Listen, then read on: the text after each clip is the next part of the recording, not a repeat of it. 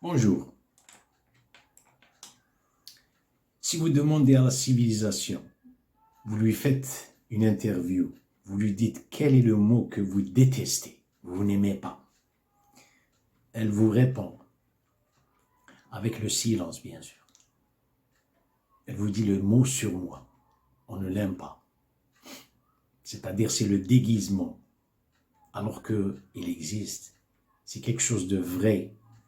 Elle n'aime pas le mot, la civilisation elle-même, elle n'aime pas ce mot. Elle n'aime pas le mot façade. Malheureusement, ça existe. On dit surmoi. Est-ce que la nation a un surmoi et a un moi? Bien sûr, on parle de l'individu.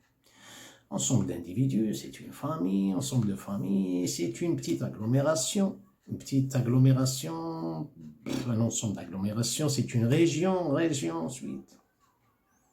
Comme ils disent en français, par exemple, système français communal, départemental, etc.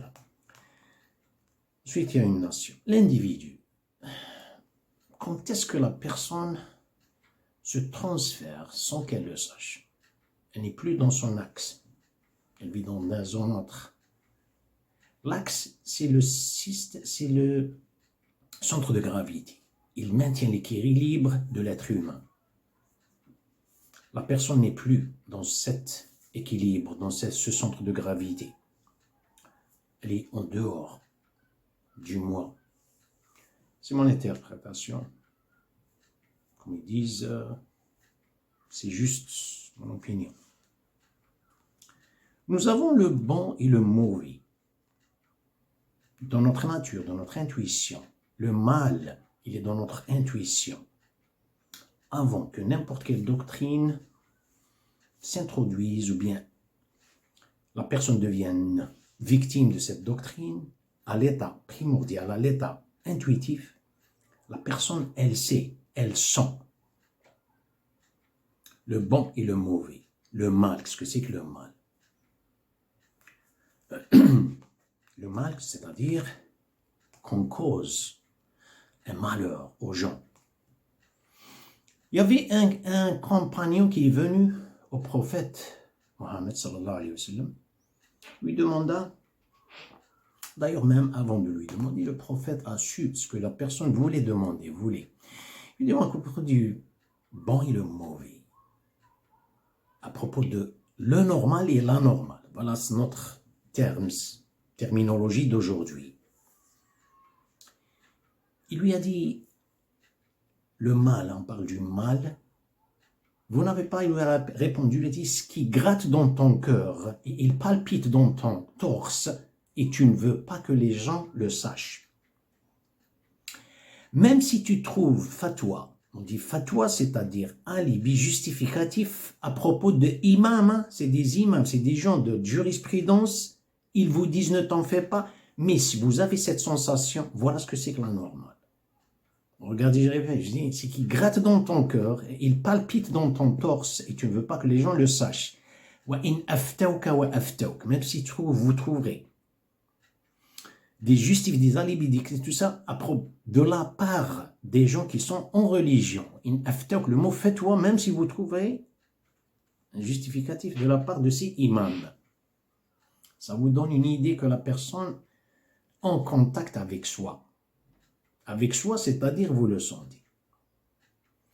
Ça, c'est là. Mais nous, qu'est-ce qu'on fait? L'être humain en général, je dis un point qui fait la personne, qui transfère la personne de son centre de gravité vers, c'est-à-dire le fait de transpercer, le fait de, c'est-à-dire démolir une protection. Elle vit excentrique, elle vit dehors. J'ai un exemple, par exemple, j'ai à propos du mal aux gens. C'est pas quelque chose comme envers nous-mêmes. Il y a quelqu'un qui fait quelque chose envers soi-même, je parle pas de ça. Quelque chose, c'est un malheur. Vous avez, regardez cette lampe. Une lampe, je fais, Elle est très solide, yo. Je l'ai brisée. Mais quand vous me demandez, vous me dites, si vous avez commis quelque chose, c'est un mal. Je viens de briser quelque chose. Je viens de causer un malheur aux gens. Si je reconnais, je dis oui, envers moi-même. J'ai les pieds, c'est-à-dire les morceaux de glace sont là. Je les jette et j'achète une autre. Mais les principes de réalité, les principes qui font une distinction entre le bon et le mauvais, entre le mal et de ce qui est bien, demeurent intacts dans mon cerveau. Jette. Celui-là, il est toujours dans son centre de gravité.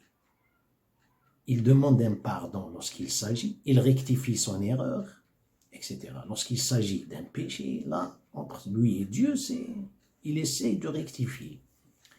Mais si je trouve des alibis, non, je n'ai pas fait ça, et je le fais, et j'ai le droit, et j'ai des alibis, c'est-à-dire quelque chose que ce n'est pas vrai.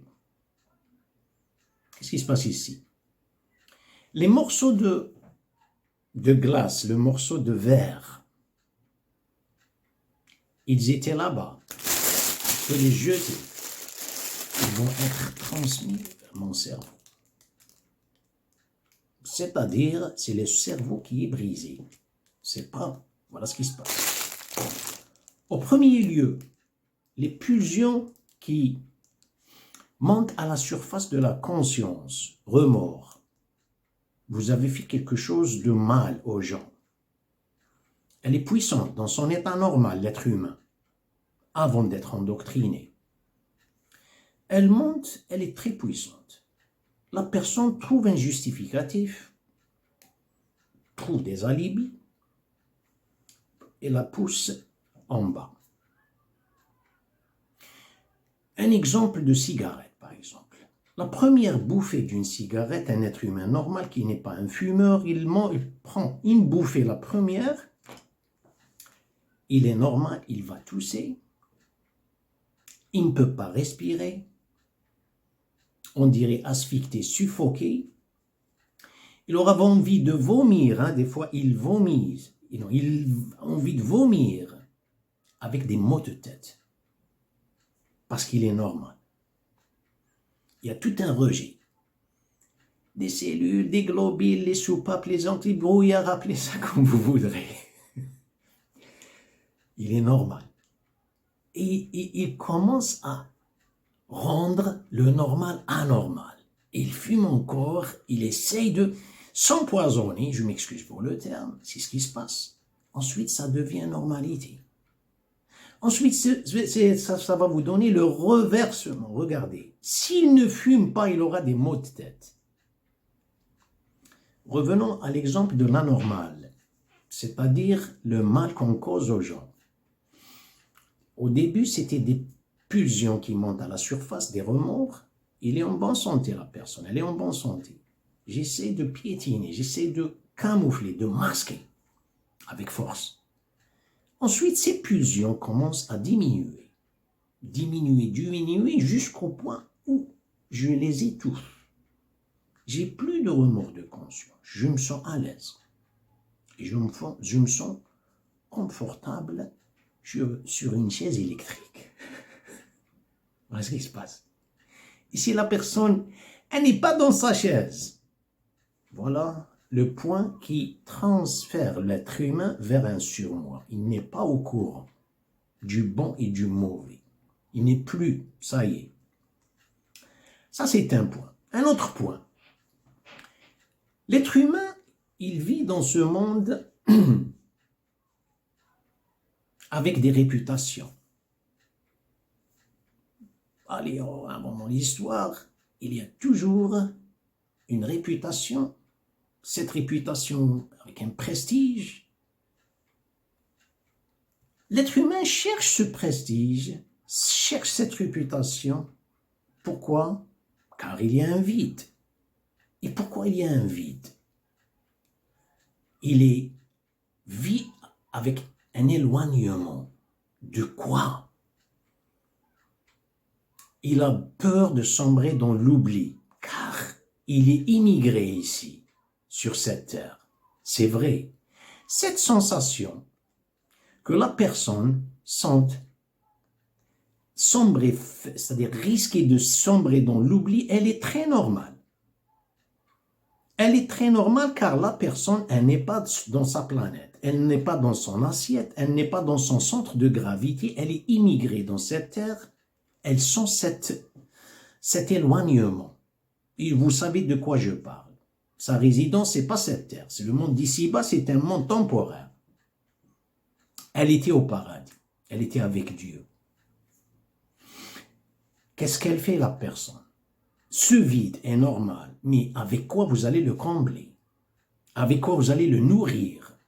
Généralement, ce qui se passe sur cette terre, il y a l'enfant quand il est né, et moi quand je suis né, le père quand il est né, il est victime des parents.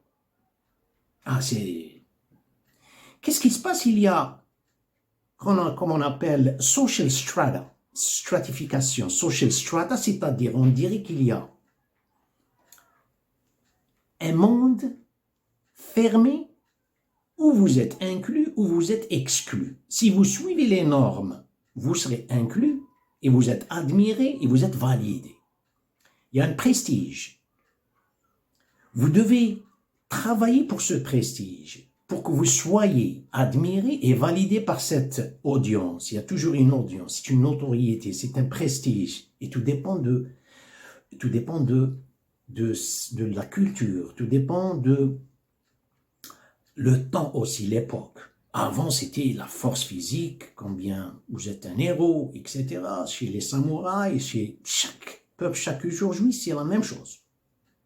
Alors, l'enfant, ce que les parents n'ont pas pu accomplir, ils vont l'utiliser comme une arme au nom de carrière, de ta carrière et tout ça. Et ainsi de suite. C'est-à-dire la progénie, c'est reproduction de l'irréel. C'est une reproduction de l'irréel. Voilà ce qui se passe. Car un être humain, lorsqu'il est né,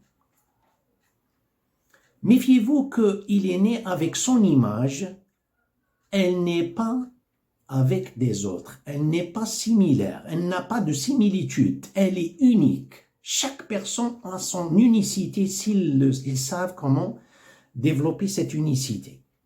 Chaque personne transcende dans cette manifestation de Dieu. Dans cet univers, vous êtes 7 milliards, 20 milliards, chacun est différent de l'autre. Il y a une image qui le concerne, il développe son unicité. Si. Ici, qu'est-ce qui se passe? Il développe, c'est l'audience spectatrice qui le tire. Il le tire vers où?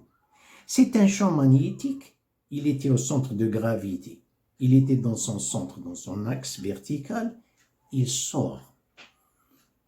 Elle le tire avec la réputation. L'enfant ne fait que être exposé, vulnérable à des réputations. Il est tout le temps transféré d'une réputation à une autre pour une exhibition quelconque. Ici, il est transféré dans le surmoi sans qu'il le sache. Le moi ne se développe que lorsqu'il soit exposé à une vue seigneuriale, qu'il développe son unicité. Or, ici, il vit dans le surmoi. Ils vont dire, ça c'est un peu comme j'ai mentionné auparavant. Vous n'allez pas aller à un tel degré de dire un surmoi si le bon et le mauvais devient, suivant l'audience, suivant la réputation, c'est-à-dire ce qui est légitime, illégitime, ce qui est légal, ce qui est illégal. Ça, c'est un terme général, administratif, juridique, comment on le dit en religion, il dit halal et haram. Si ça devient suivant les audiences spectatrices, ici la personne, elle vit dehors. Je ne dis pas parce que la personne a fait un péché. J'ai donné un exemple. j'ai brisé quelque chose. Ça, c'est un péché. Mais il reconnaît toujours qu'il était fautif, qu'il a commis quelque chose. C'est-à-dire de grave, ou bien de mal, ou bien un péché. Il est toujours dans son... Vous avez le corps humain, une fenêtre, jusqu'à mon torse, mon bassin. Si les pieds sont dans la maison et mon torse est dehors pour faire un mal, je suis toujours dans mon centre de gravité. Je reviens tout le temps. Mais le malheur, c'est que mes pieds sont dehors. Instables. Dehors de la maison, regardez, les pieds sont dehors et le torse est dedans. Il n'y a pas d'équilibre. Ici, la personne, regardez comment elle est, disons, transférée. Qu'est-ce qui se passe ici? Dans la nature intuitive de l'être humain, il y a des forces psychiques. Elles sont là, potentielles, qui les développent. Potentielles, avant d'être actuelles, chez l'individu. Des forces d'abstention, les forces d'obtention. D'autres forces. Il y a des forces de l'avitation, il y a des forces d'attraction, il y a d'autres forces de répulsion, il y a d'autres forces de compression. Elles étaient là. Un petit exemple, je donne souvent. Ils ont mis, il y a une limitation de vitesse dans une agglomération. Je suis négligent, je fais la vitesse. Il y avait un autre panneau. Rappel, limitation de vitesse. Je ne me contrôle plus. Vous avez les travaux publics ou la préfecture, ou quel que soit le nom de cette organisation, qui vient pour installer les dodanes. Et bien sûr, qui est-ce qui a installé les dodanes? C'est la préfecture, je ne sais pas. Non, ils ont exécuté ma négligence. C'est moi qui est responsable, qui suis responsable. Ce qui était une force d'abstention, de contrôle psychique, elle est devenue externe, épitomée avec un dodane. Prenez cet exemple envers soi-même. Les gens, bien sûr. Ensuite, il y a pas mal de choses. Regardez la force qui était la force d'abstention. C'est une force abstraite. Mais le mot abstraite, c'est un terme de dictionnaire. Mais le mot abstrait, c'est l'âme de la personne. Qu'est-ce qu'il y a dans cette âme? Il y a ça, les transcendances de Dieu. C'est-à-dire, vous cédez le passage, vous laissez. Il y a quelque chose de résultat dans chaque, on ne voit pas ça parce que c'est très abstrait.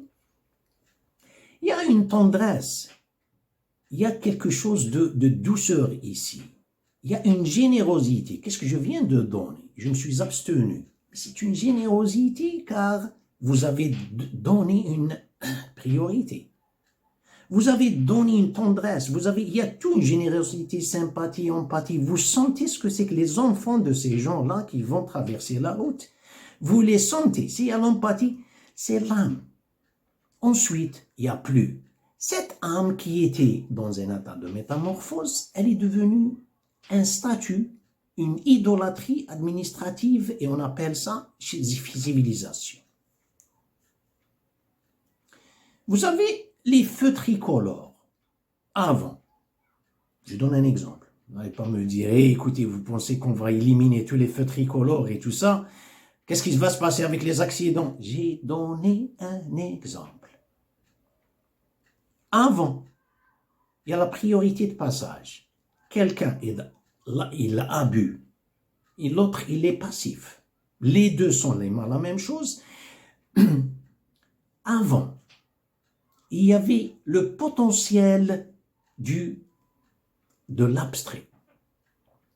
Il y a le potentiel de l'abstrait, c'est l'âme. Vous lui cédez le passage. On laisse. Il y a quelqu'un qui va traverser la route, c'est-à-dire les deux dans une intersection. Ici, ça touche. Un peut-être il a l'imbu de sa personne, l'autre est passif, l'autre... Aujourd'hui, c'est tous. Vous avez ces actions propulsives, offensives, la conduite et tout ça, même la marche. Regardez. Ensuite, il y a quelqu'un dans la préfecture, il vient installer les feux tricolores. Il vous donne un nombre de temps de secondes pour vous et pour l'autre. Mais avant ça, avant les feux tricolores, c'est la même chose. J'ai mentionné auparavant. Il y avait l'empathie, je me mets à sa place. La sympathie, c'est je lui donne. Il y a la générosité, il y a la tendresse, il y a l'affection, il y a tout, ça bouge. Où est-ce que ça bouge? Ça bouge avec le... Non, c'est dans le cerveau. Le stress, c'est lorsque le cerveau est gelé par une institution, par un systématisme, par le labyrinthe de le systématisme. Voilà le stress. Aujourd'hui, par les psychologues. Si vous trouverez, il y a des gens qui sont connaisseurs, attention, ils le savent, mais simplement, ils donnent au compte-gouttes, ils parlent de ce que les gens veulent savoir, veulent entendre. Mais en réalité, ce n'est pas ça. C'est lorsque le cerveau est gelé par un institutionnalisme et une institutionnalisation. Il était comme ça. Ensuite, il est devenu gelé. Maintenant, pour le rendre comme ça, on va acheter des pilules pour provoquer, c'est-à-dire le métamorphose avec quoi? Avec quelque chose qu'on achète qui va substituer dopamine, sérotonine et tout ça au niveau du cerveau. Regardez ce que c'est que le transfert vers le surmoi. Alors la personne, elle ne vit pas. C'est des individus, mais la personne ne vit pas. Ici, le transfert. Regardez, c'est des exemples que je viens de donner. Ensuite, on a une nation. Mais moi j'ai abandonné le moi vers un surmoi. C'est l'épitomie, c'est le cumul de ce surmoi qui va être épitomé au niveau d'une nation. En psychologie, parlons de conscient, on a le subconscient, voilà la limite. Conscient, subconscient. C'est caché. Si on parle du préconscient, c'est quelque chose qui précède, vous ne trouvez, personne ne connaît le subconscient, uniquement Dieu. La personne elle-même ne peut pas connaître ce subconscient, subconscient. Vous le savez très bien. Si la personne, elle croit à ses mensonges, elles sont doctrines, elle croit à ses mensonges, vous ne pourriez pas détecter. Vous mettez la personne sous un diagnostic de détecteur de mensonges, vous allez la trouver en train de dire la vérité. D'ailleurs, pendant la guerre froide, pas aujourd'hui. Aujourd'hui, c'est pire que ça. Aujourd'hui, c'est un État qui n'est pas au courant. Aujourd'hui, des individus, les espions, quand ils sont jamais attrapés par un ennemi, ils essaient de les hypnotiser, ils trouvent le subconscient il est déjà une récitation. Mais le subconscient, la personne, elle l'ignore en elle-même. Mais qui est-ce qui le connaît? C'est Dieu qui le connaît. C'est ce que je cache, et il devient un stockage dans la chambre des archives de mon subconscient. C'est celui-là qui va être épitomé au niveau d'une nation. Ensuite, qui est-ce qui contrôle? Les gens vous disent, c'est la nation qui contrôle. La nation ne contrôle plus, elle est contrôlée par le systématisme. Personne ne contrôle. Quand on parle de les classes qui existent,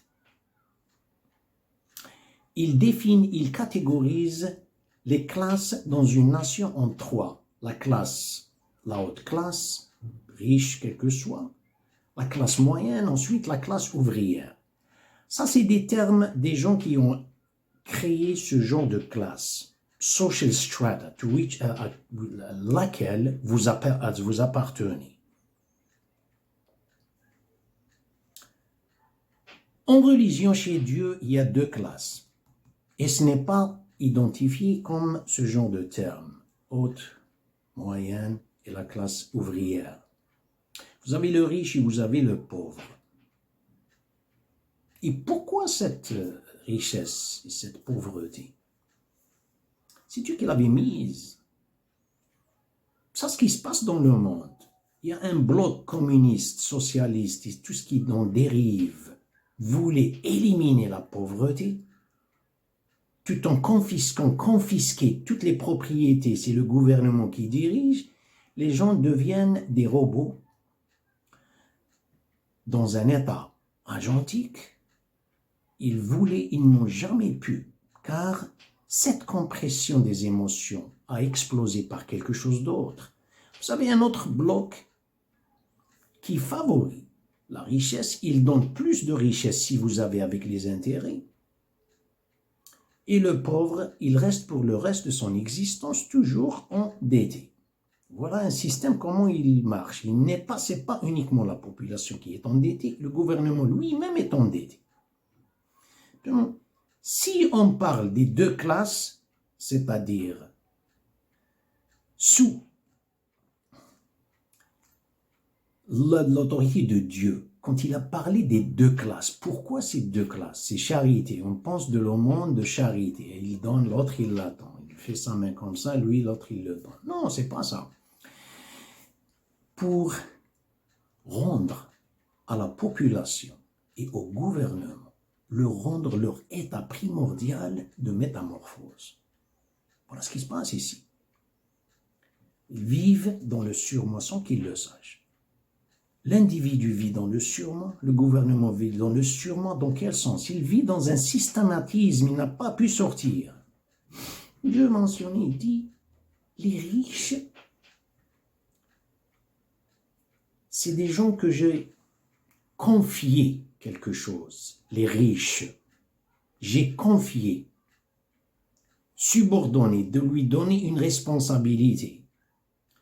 Les pauvres, c'est ma famille, dans un sens. Dans un autre sens, c'est des gens qui sont en train de vraiment, ils ont un fardeau. On dit l'Arabie, el-ilya. Iyali, ça veut dire, ma famille, ça veut dire el-ilya, c'est-à-dire ils supportent un grand fardeau. La richesse, al-aghniya wukala'i. Je leur ai donné, je les ai confiés, je leur ai confié quelque chose. C'est pour faire, ils ont une responsabilité. Et les pauvres, si toutefois les riches n'assument pas cette responsabilité, ils vont faire face à un désastre.